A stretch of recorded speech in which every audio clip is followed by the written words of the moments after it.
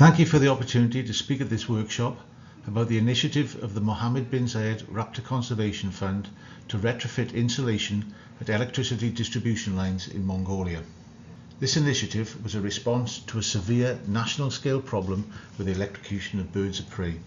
The scale of the electrocution problem in Mongolia was huge.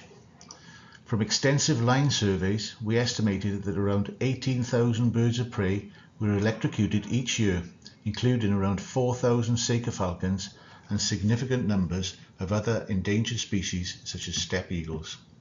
The electrocution problem in Mongolia was particularly extreme due to the open landscape with relatively few perching sites for birds of prey and very high densities of small mammals that attracted large concentrations of raptors.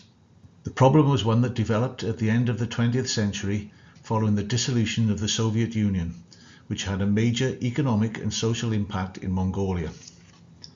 The relatively safe, older Soviet infrastructure of wooden poles was stripped away for firewood, and the conductor cables were sold for their scrap metal value.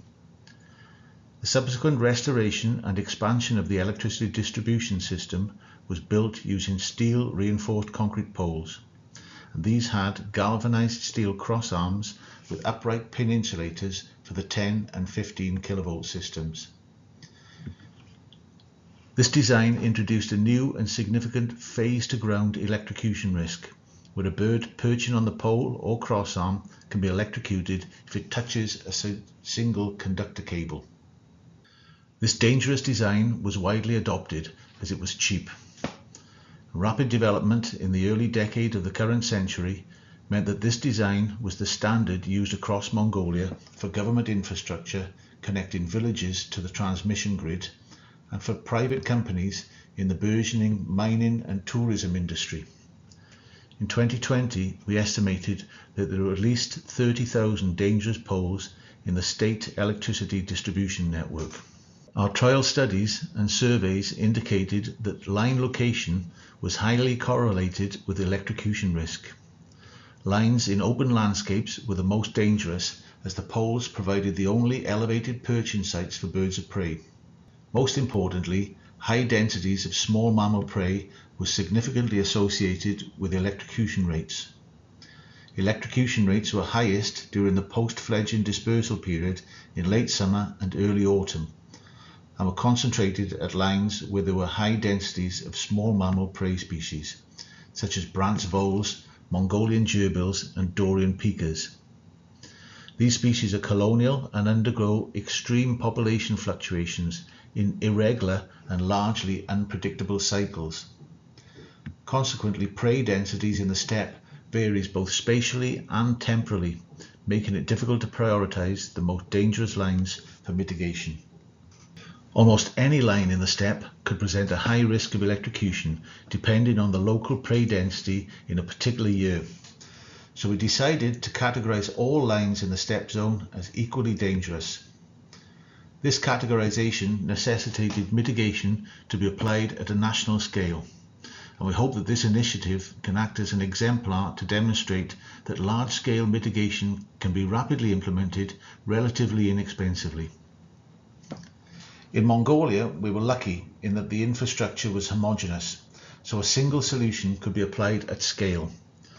The distribution infrastructure is managed by 7 regional electricity distribution companies that are privately operated but partly funded and regulated by the state. Our aim was to mitigate 30,000 dangerous poles in the steppe zone across Mongolia. The power companies were reluctant to pay for retrofitting, but were more willing to consider changing the design of future new lines to make them bird safe. However, these new lines comprise a relatively small proportion of the distribution network, and the main problem of electrocution facing us was associated with the existing dangerous poles. So there was an immediate need to make these existing lines safe. So funding for retrospective mitigation was provided by the Mohammed bin Zayed Raptor Conservation Fund on behalf of Abu Dhabi. This funding not only covered the cost of materials, but also the shutdown costs for the power companies and the costs and time of the line engineers used to fit the mitigation. This initiative incurred no costs for the Mongolian electricity distribution companies or the Mongolian government. So we set about assessing what would be the most cost-effective approach that we could apply at scale. There are numerous items of equipment available on the market that could be added to existing dangerous poles to reduce electrocution risk. These fall into two main groups: equipment that act as insulation barriers, or equipment that act as perch site deflectors and perch deterrents. As a first step, we undertook a trial of these different mitigation methods. We assessed metal brushes and spikes that were regularly used by Mongolian distribution companies, but found that these either had no effect or an additive effect, increasing electrocution rates, depending where they were situated on the cross arms. Adding additional unconnected pin insulators reduced electrocution rates by 85%. Putting rotating mirror perch deterrents on the cross arms were also effective, but these were easily broken in strong winds. For insulation barriers, we found that covers on the live cables were effective, but had risks for the integrity of the cable and power supply due to dust or ice buildup, causing electrical creep, and also due to wind blow loosening pin insulators. Insulation on support structures was equally effective, but had the advantage of being fail-safe in that they posed no risk to conductor cables and allowed visual maintenance inspection of insulators from the ground. Lastly, switching from pin insulators to suspended insulators was effective at reducing electrocution rates, but there were logistical issues associated with the ground clearance of lines and pole spacing. Consequently, we selected insulation of support structures as the best way forward. The standardized pole designs used across Mongolia meant that it was more cost effective for us to design and manufacture our own insulation equipment rather than buy something off the shelf from an existing supplier. However, we needed to be cautious as most electricity companies in Mongolia had not used insulation equipment on their lines previously. So we set out 6 criteria for our design. Firstly, the equipment had to be effective, otherwise there was no point in doing the work, and we assessed this effectiveness during our preliminary trials. Secondly, the equipment had to be durable, with minimal maintenance or ongoing replacement costs for the power companies. It had to be fail-safe, so that if something went wrong, it had no impact on the existing infrastructure or power transmission. It had to be simple and quick to install, and finally, but importantly, be low cost to be implemented at large scale. We designed and made covers for the pole top and cross arms using a durable UV resistant plastic called ASA, which is like UPVC and used for external applications.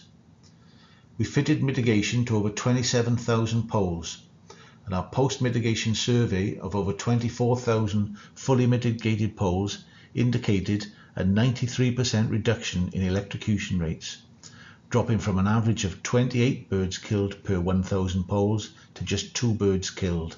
We still have a challenge to ensure new lines are Raptor safe, which can involve either integrating the insulation during construction or by using new hardware such as suspended insulators, non-conducting cross arms, or insulated conductor cables. We have successfully managed to get new standards written for power distribution poles in Mongolia, but enforcement of this regulation is lax and dangerous poles continue to be erected. So although we have made a big dent in the problem of Raptor electrocution in Mongolia, there are still issues to be addressed and our work is ongoing. Thank you for listening to this presentation and best wishes for a successful outcome for this workshop.